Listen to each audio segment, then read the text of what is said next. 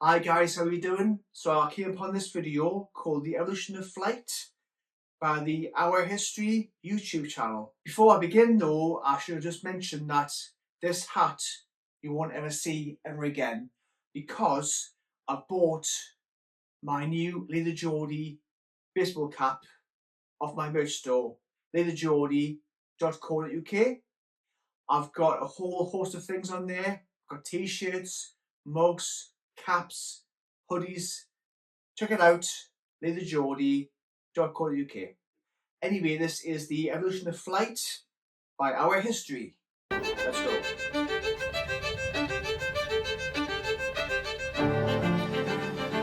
Since the birth of aviation a century ago, air travel has reached monumental proportions.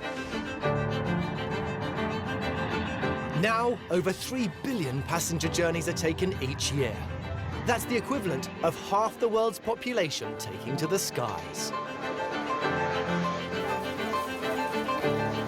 With terminals overrun and runways congested to breaking point, aerospace engineers are looking for solutions. 15, 20, 30 years ago, the challenge in the aeronautical field was mainly speed. Then the new objective of Airbus, Boeing, for example, was the size of the aircraft. In order to reduce the 100,000 daily flights across the globe, aircraft designers would need to think big.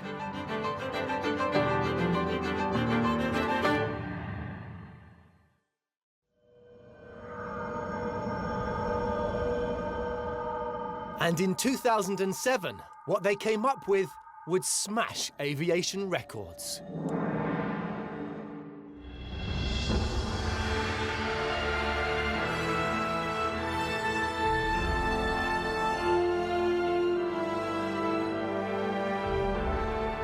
This is an Airbus A380, an ultra-high-capacity airliner and the largest passenger plane on the planet.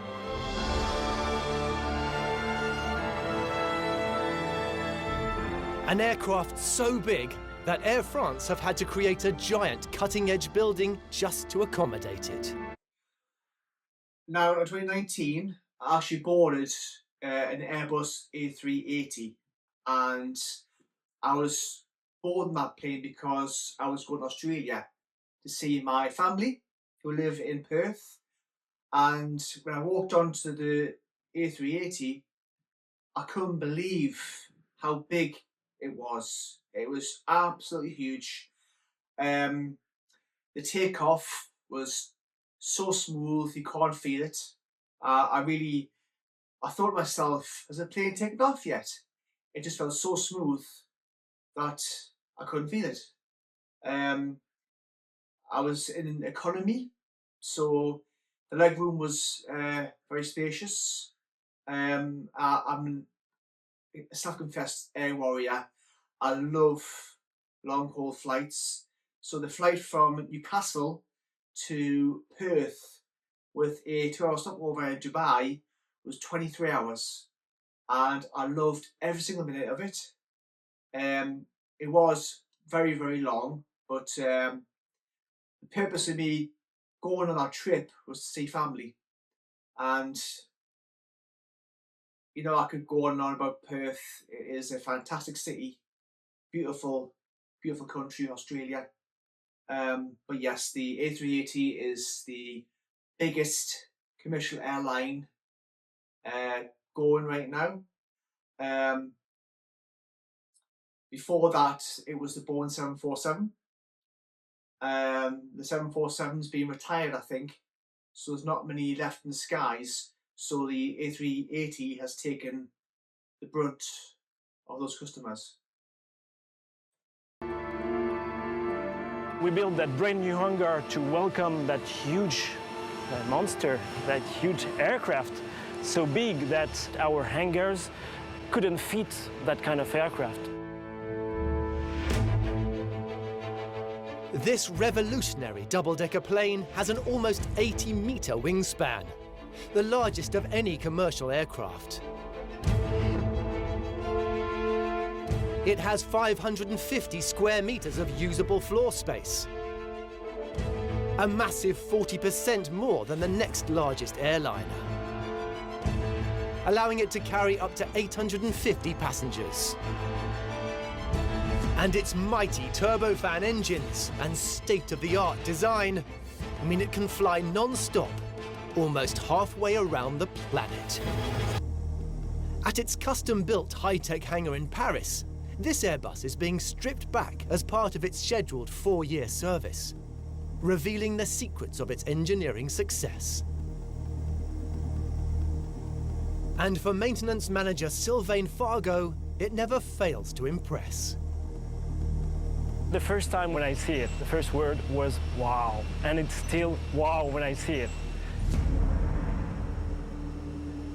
This aircraft... I forgot to mention when I was on this plane, it was Emirates who were in charge, and they are a fantastic airline.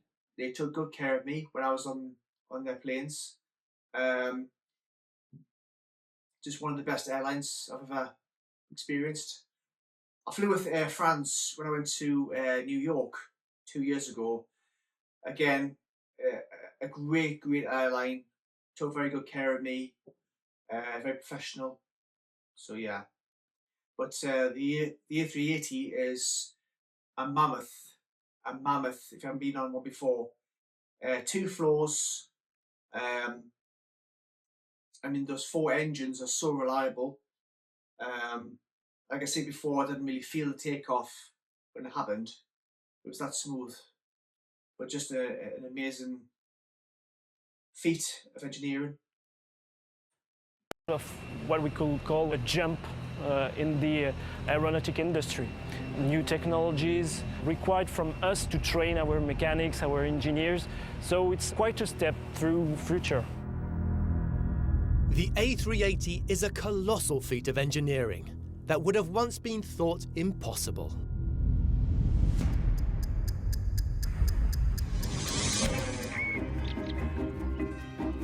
Man has always dreamt of flying like a bird. But liftoff was not as easy as it looked. 11th century Benedictine monk Almar reportedly strapped wings to his back and launched himself off Malmesbury Abbey. But he glided out of control to come to a painful landing. In 18th century Paris, the Montgolfier brothers, noticing that hot air made a paper bag rise, built a hot air balloon and made history with the first ever lighter-than-air manned flight. Oh, très bien, magnifique. Although their design did have its drawbacks.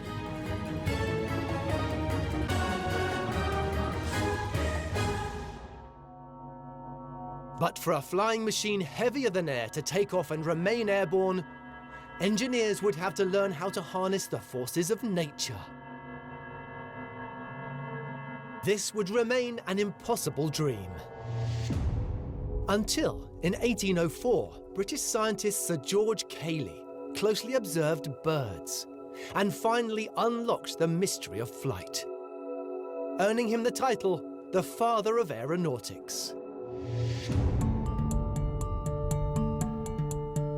Cayley discovered that in flight, a bird's wing has a curved shape known as an aerofoil. Air passing over the curved surface speeds up, losing pressure. The pressure of the undisturbed air below remains high, and so creates upward force. Cayley built a whirling arm to test his theories. By turning the aerofoil upside down, aerospace engineer Dr. Ben Evans can demonstrate how this shape can successfully conquer the forces of gravity. Now, in this experiment, on one side we've got weights representing gravity, the force that needs to be overcome, and on the other end, an aerofoil. And as this spins, the arm goes level. The air passes over the aerofoil and pulls it down to counteract gravity, which is what lift is trying to do in an aircraft, only upside down.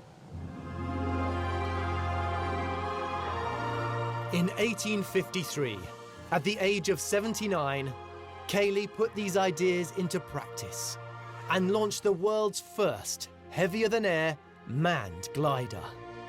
Wow. Sir George Cayley had made the impossible possible.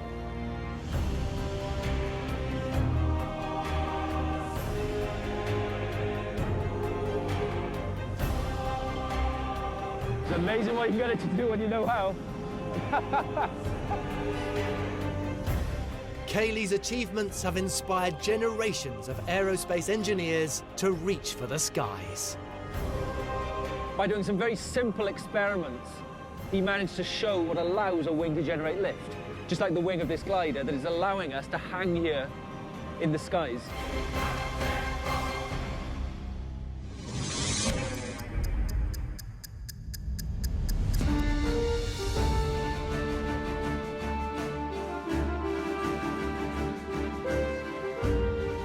Without the concepts that George Cayley developed, the giant engineering feat of the Airbus A380 would not be possible.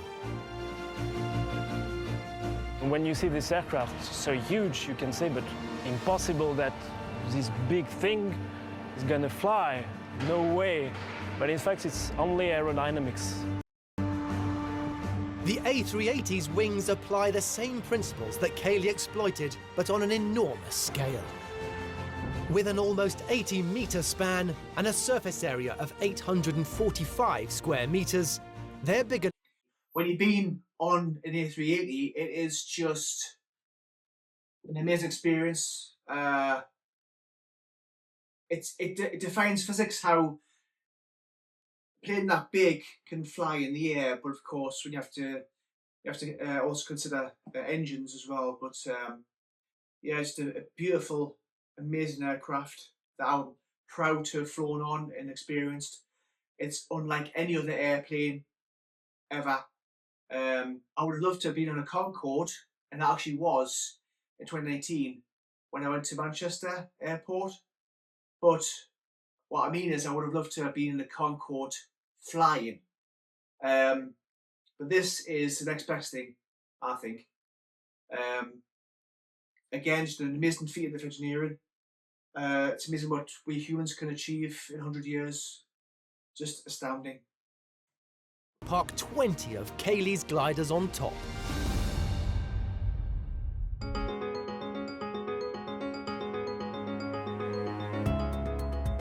In its custom-built hangar in Paris, this A380 is in for a comprehensive service,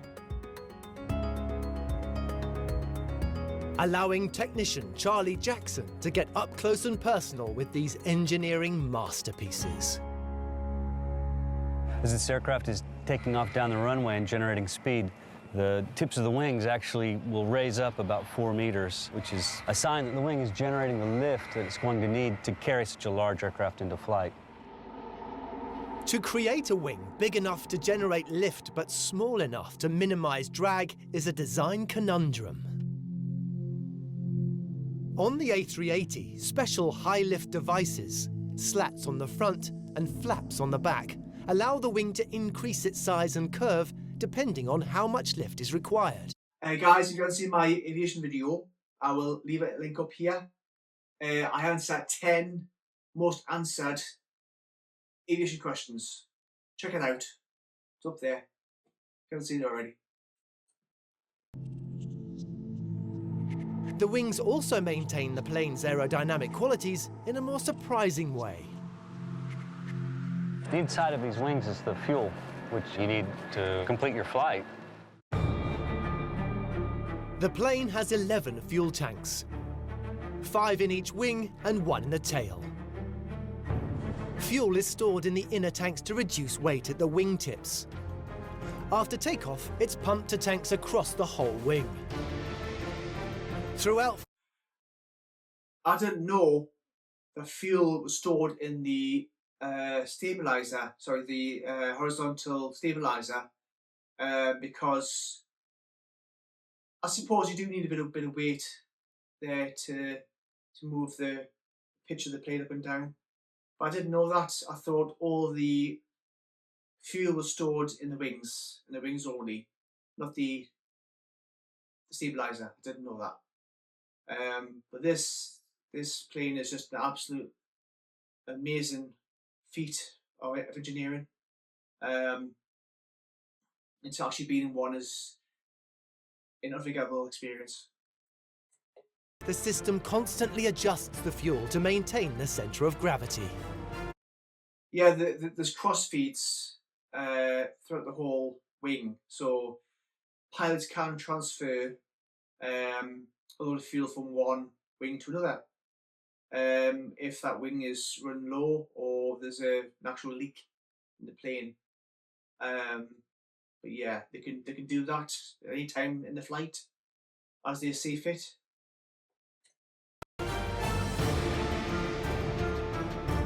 This wing is the product of good design. If it hadn't been that way, it just wouldn't be practical to make an aircraft that size.